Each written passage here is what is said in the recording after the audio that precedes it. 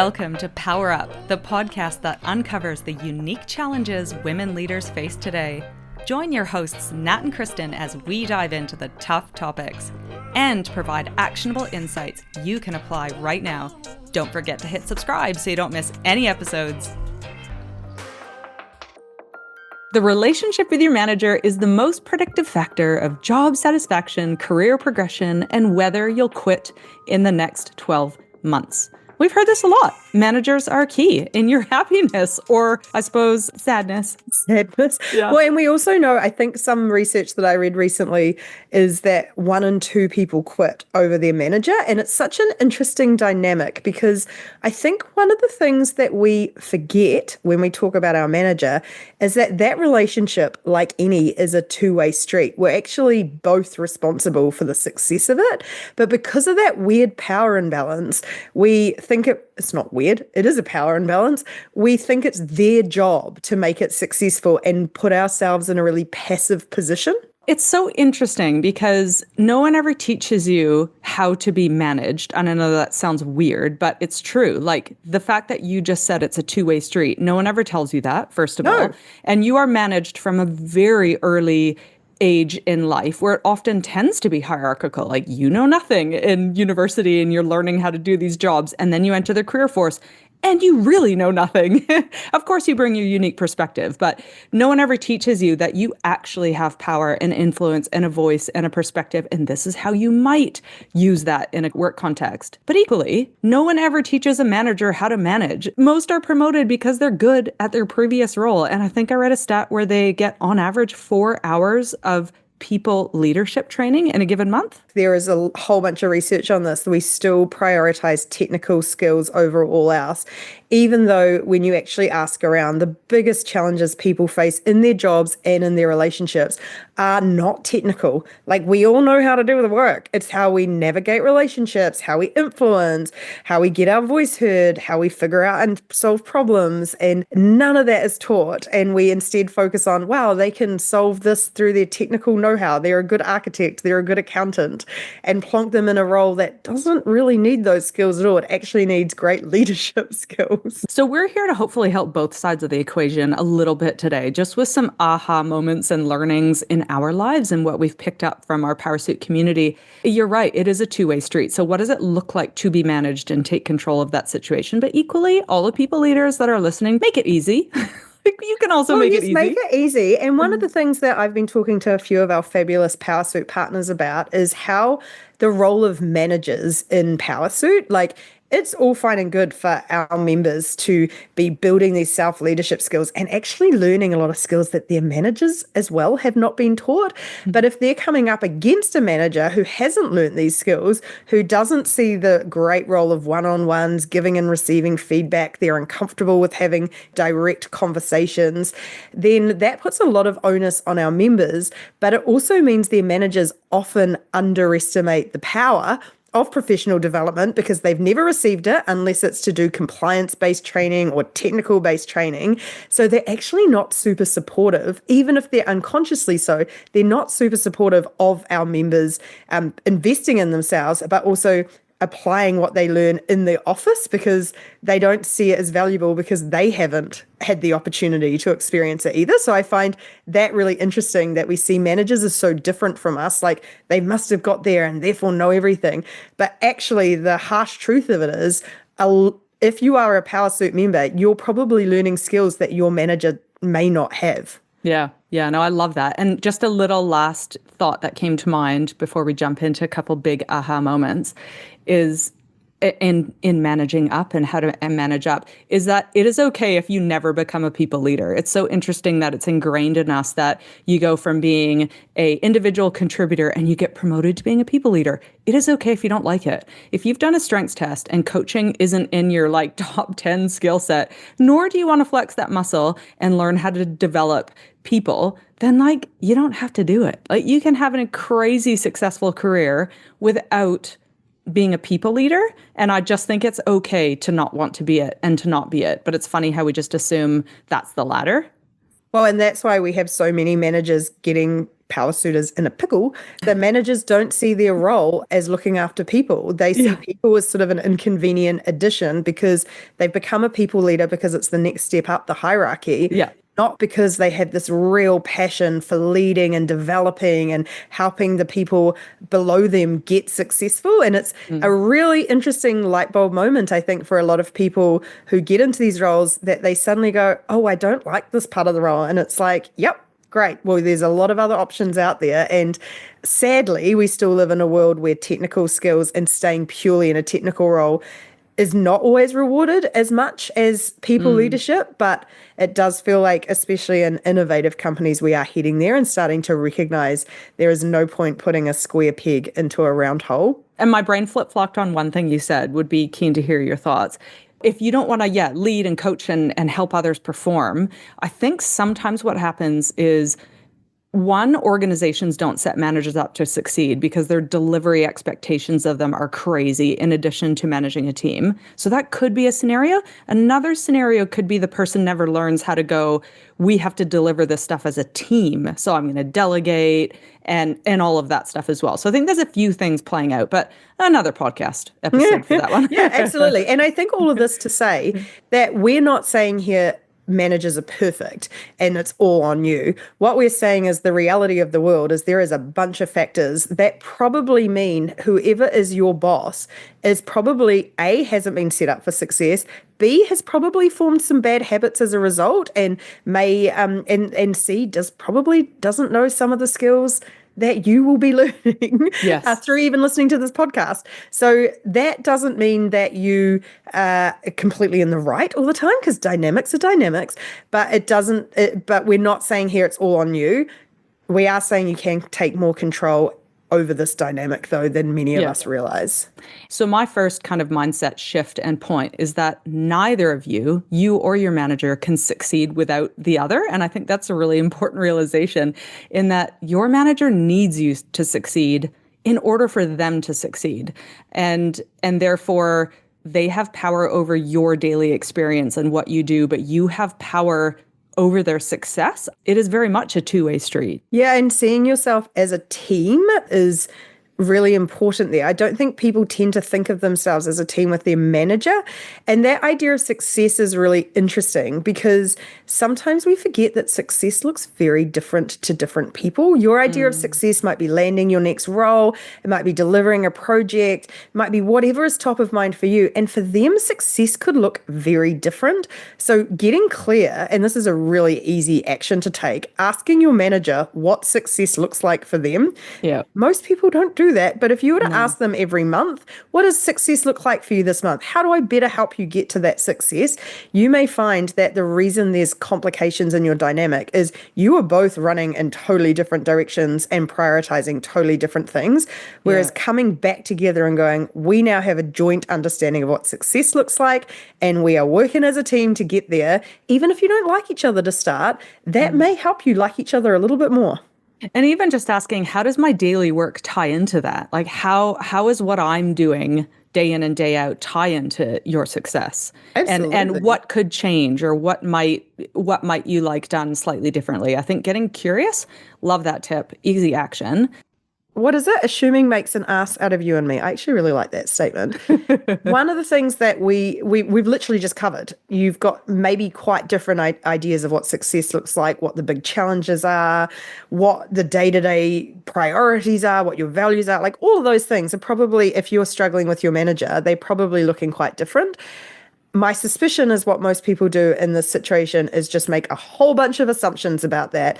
My manager doesn't support me. My manager doesn't like me. My manager's too busy. My manager doesn't care about this. My manager's a micromanager, whatever it is, rather than actually stopping and saying, what does success look like for you, and vice versa. So it's sort of a tie into that, to the first one, but it is interesting how quickly we make assumptions about who someone is based on a very small amount of evidence of what they do. Yeah, conversely, don't forget that they're probably making assumptions about us as well. They're making assumptions about how busy we are, what we're working on, the goals that we have, what success looks like to us. Like they are casting the whole same picture on us that we like certain types of work. And unless you speak up and share it, we can assume they're assuming as well, and then we're all asses.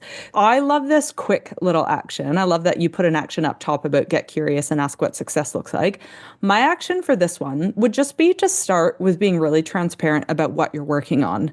And that could be simple as an email. So it could be this week, I completed these three key things. Next week, I'm focusing on this priority. And then you might just put, I need you to unblock the stakeholder, I need this financial statement delivered, whatever that might be. And then if they want context, and we're going to get to that next, how they want to be communicated with, then add any context. But I love that bullet points of this is what I'm working on, this is what's next, this is how you can help me. And I think that's a really great start to dialogue about what is keeping you busy and what you're delivering. I think one of the most powerful ways you can show self-leadership and ownership over your work is to tie those three key priorities or the things you achieved back to your shared understanding of success.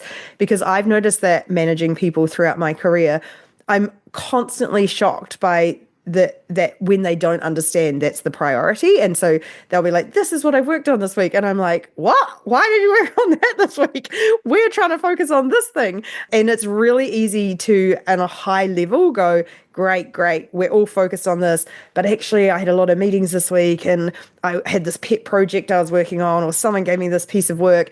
And the actual detail of the work you do gets very quickly out of sync. So those three things should be, at least two of them, directly pointing to the success that you've agreed to. And you should keep tying it back to that, because over communication, well, I suppose that brings us to point three. Over communication is really helpful. And styles vary. So this is where some managers just want an executive summary and others want every detail. Some make decisions really quickly. Others need to process and think and take it in and will get back to you in 24 hours. Some give direct feedback, and others hint at what they want. And so the point, I think, with all humans and relationships is it's our responsibility, and it should be everyone's responsibility, to crack the code of the other person, to determine what is going to land in what medium. Is it email? Is it our one-on-one? Is it grabbing them in the hallway? And how can I crack their code of what do they need? What types of information do they need? How do they like to get it? And what do I need from them? And how do I share that? Asking someone for a decision on the spot who actually needs time to process is unfair. And you just say, here's the information. Could we chat tomorrow? And you could make a call on this. That would be great. That would be cracking your manager's code and managing up. That to me really highlights what we're trying to convey here about changing your mindset, that the idea of manager often makes us all think it's their job to manage me. It's their job to hand everything to me on a silver platter. And that's absolutely okay if that's how you want to approach this relationship. The easiest and fastest way to showcase value and get those promotions and become indispensable is to actually flip that mindset on its head and go, how do I take control of this relationship and make it successful and crack their code? Really owning that is such a fast track to success. And so I love what you said about some of the managers, what they want and what they don't want. A caveat to that as well is often that changes depending on your behavior. So I know my goal is just to have the executive summary, but if I am in a position with someone who does get off track or distracted or is constantly overwhelmed, I want much more detail than that until I can see that they are on the right path. So you actually, if you want more, I think the concept of autonomy is slightly stuffed at work, because there is no such thing as autonomy in an organization. You are an organization of moving parts that need to operate together. But if you want to have more scope to be able to go and do things on your own, building that trust with your manager that you are going to deliver to the standard that they expect towards the success that you're both working towards will be your fastest path to having a little bit more flex there. So I love this one of recognizing that it's on you to communicate, and secondly, getting really clear on how it works for them and delivering that. And we shouldn't overlook asking for help either. If you're finding yourself not meeting your deliverables or not working on stuff that you love that flexes your strengths or your superpowers, or if you see an area where you can add more value, I think it's okay to, in those conversations, ask for their help, because that actually is their responsibility. Like if you were to chat to any CEO at any organization, they would go, So what do they say? I want to have it's like the people on the bus, right? I want to have the right people on the bus, sitting in the right seats, going in the right direction.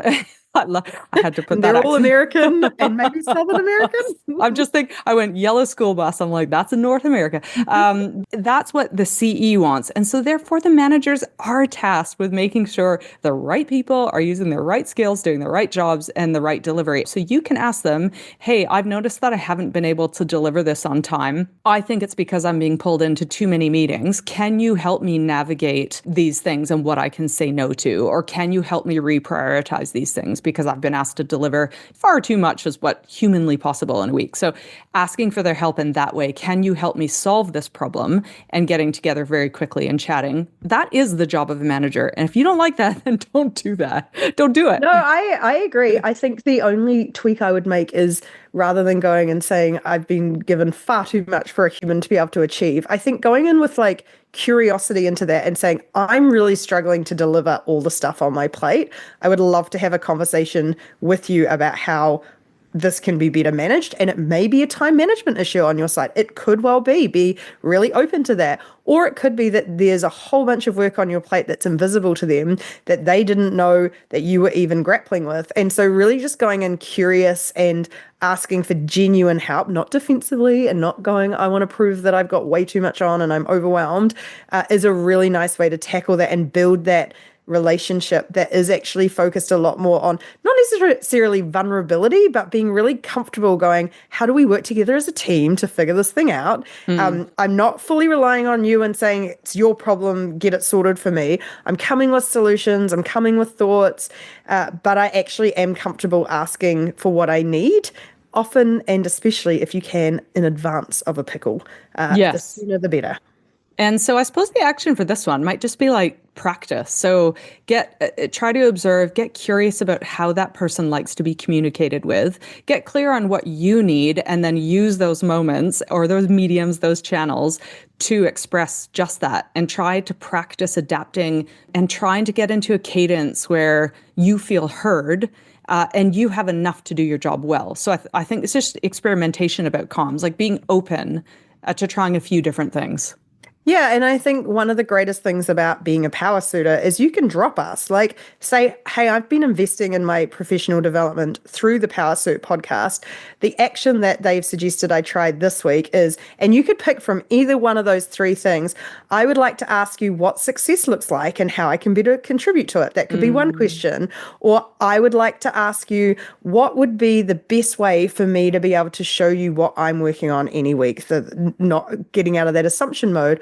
Or thirdly, tell me the best way for me to communicate updates with you. Like three very simple questions, wrap it in a statement about how you are investing in yourself and go forth.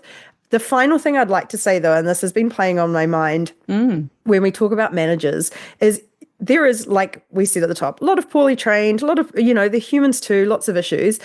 Every now and again, you will come up against someone who is an unmovable force in your path, and they could either have been in poor habits for so long that they're not open to change, a really fixed mindset. It could be a real personality clash. And every now and again, narcissists do exist. I think we overuse that term, but I tend to find every now and again there is one in an office and they cause absolute mayhem to the people that they target. One of the questions that came up in the membership network in the last couple of weeks is, when is it time to walk away? And I feel like the reason we like to share these tips is sometimes we are quick to jump to they're a narcissist or they're a bully or whatever without actually trying to resolve it. But if you do try these things and genuinely try them and try a few different experiments, and every single time you get shut down and you're feeling miserable, it is actually okay at that point. You don't have to continue with trying to figure out what you can do. I think, like, I've noticed that with some of our members, they really flagellate themselves effectively, like, I've got to keep trying and it's a failure if I don't figure this out. And that's actually not always true, right? Yeah. No, 100%. I actually haven't left a job because of a manager, but it's more the situation. Like, and I've had some terrible managers. I was thinking, categorizing them in my brain the other day. And one was the very busy, often male, exec. And I reported right into a VP at a very young age, which was strange. And so I got, maybe 5 minutes a month of their time. And and they left me alone. And I did have weird autonomy, but I was also hugely self-motivated and I don't know, somehow it kind of worked out for me to have those types of people. That said, I didn't know what success looked like for them, and I didn't know how to ask that. So this would have been hugely helpful. The other type of manager Can I I had just was, interrupt before you continue with the second one though? Because I disagree. I think that's like not fair to put a young person in a yeah, position that they get 5 minutes. Like I actually think that is an attitude that's really outdated. Like that managers, not yours, that's really outdated and leads to a lot of managers not investing in their people. Like they're really capable, they're ambitious.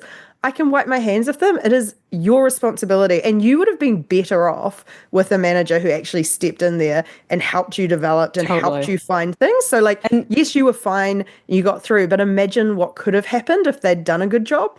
And that probably to your point of being outdated, we're talking a long time ago. I'm dating myself. 5 years Okay. when you were Yeah. 21. Yeah. Like just yesterday.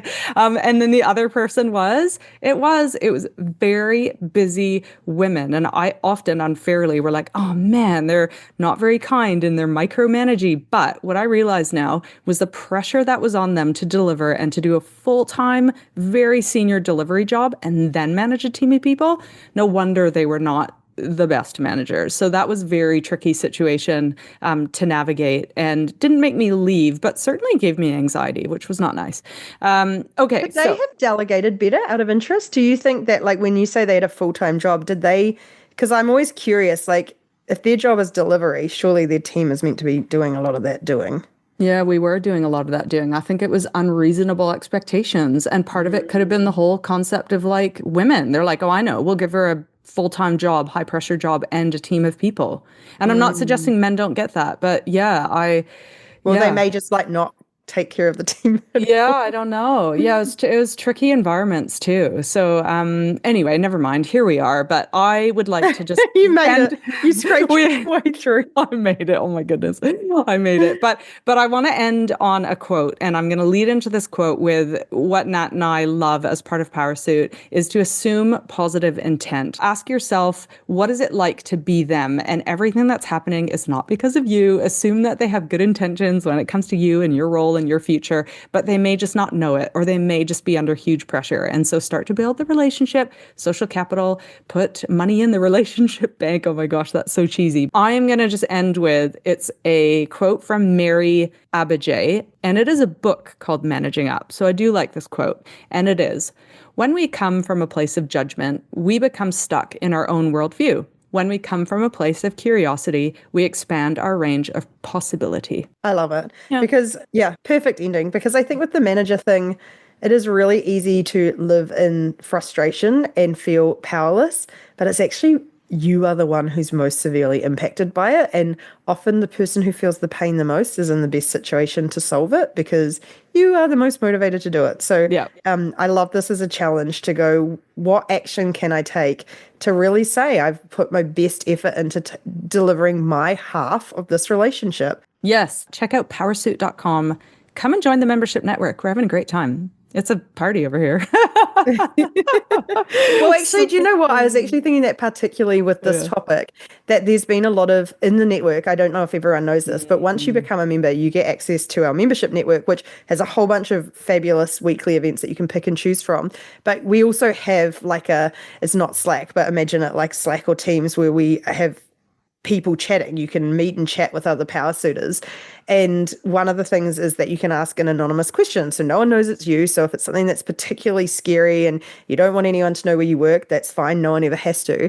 But some of these topics get really curly. And one of the things that I've noticed in the last 6 months, particularly, is every one of these questions gets 5 or 6 genuinely strong comments on them from people who've been there, done that, who put their hand up offering support, and people follow through and end up having some really curly, hard stuff solved through the power of community. So I think it's something we don't really talk about a lot when we talk about Powrsuit, but we watch that every day of people connecting and helping each other solve their problems. Yeah. And it's fine to listen to a half hour of us on a podcast, but that's where the real change comes from. When you've got like 2 people who've just been through what you've been through, who can tell you what worked for them. It's really nice. Yeah, totally. Agreed. Stay tuned, subscribe, share this podcast with a friend, and we'll catch y'all next time. Bye.